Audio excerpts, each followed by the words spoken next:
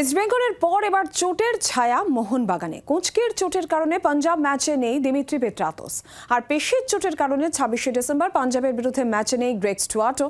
আর এর মাঝে সোমবারই অনুশীলনে চোট পেলেন আশিক কুরুনিয়ান। গোয়া ম্যাচে সন্দেশ জিঙ্গানের কুনুইয়ের মারে অক্ষি কোটরের হাড় ভেঙেছে শুভাশিস বসুর, আর সেই কারণে এই ম্যাচে তিনি খেলবেন মুখোশ পরে। ফলে মোহনবাগান টিম ম্যানেজমেন্ট চোট নিয়ে চিন্তায়। যদিও ফুটবলাররা রয়েছেন খুশির মেজাজে। এদিন অনুশীলনের পর সোনারপুরের এক ভক্তকে মুম্বাই ম্যাচে গোল করা বুট জোড়া উপহার দিয়ে সই করে দিলেন জেসন কামিংস।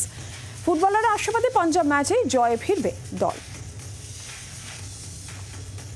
আমরা এই বিষয় নিয়ে কথা বলবো। আমাদের প্রতিনিধি দেবাঞ্জন বন্দ্যোপাধ্যায় রয়েছেন টেলিফোন লাইনে। দেবাঞ্জন, যদিও একের পর এক ফুটবলার চোট পেয়েছেন, কিন্তু তারপরেও জয়ের ব্যাপারে আত্মবিশ্বাসী মোহনবাগান। দেখো, মোহনবাগান ফুটবলাররা জয়ের ব্যাপারে আত্মবিশ্বাসী, কিন্তু মোহনবাগান টিম ম্যানেজমেন্ট তারা কিন্তু তাদের যারা ভাইটাল প্লেয়ার তাদের চোট নিয়ে ভীষণ দুশ্চিন্তায়। তার কারণ মোহনবাগানের গোল মেশিন বিগত কয়েক মরশুম ধরে দিমিত্রি পেত্রাতোস। এই দিমিত্রি পেত্রাতোস আগের গোয়া ম্যাচে তিনি গোল করেছিলেন, কিন্তু গোল করার পরই তিনি হ্যামস্ট্রিংয়ে টার্ন পড়ে এবং তার কুচকিতে টার্ন পড়ে, তাকে তুলে দিতে হয়। যা খবর, দিমিত্রি পেত্রাতোস 10 দিন মাঠের বাইরে। তার ফলে কিন্তু শুধু 26শে ডিসেম্বরের পাঞ্জাব এফসি ম্যাচ নয়, ঘরের মাঠে 2রা জানুয়ারির হায়দ্রাবাদ ম্যাচেও জেসন কামিন্সকে পাওয়ার সম্ভাবনা খুবই ক্ষীণ।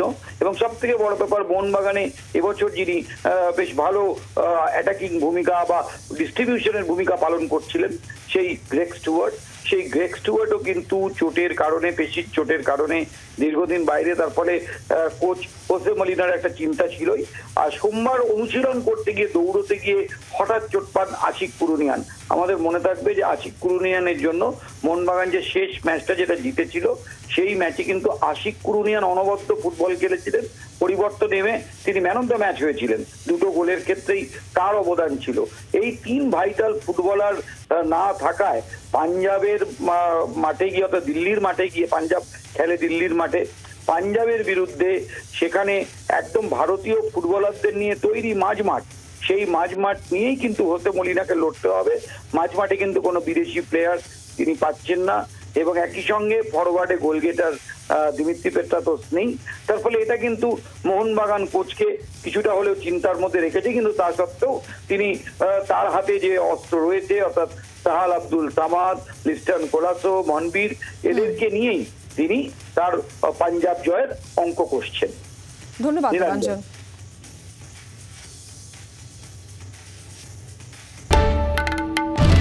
বাংলার আওয়াজ, বাঙালির আবেগ, জি 24 ঘন্টা।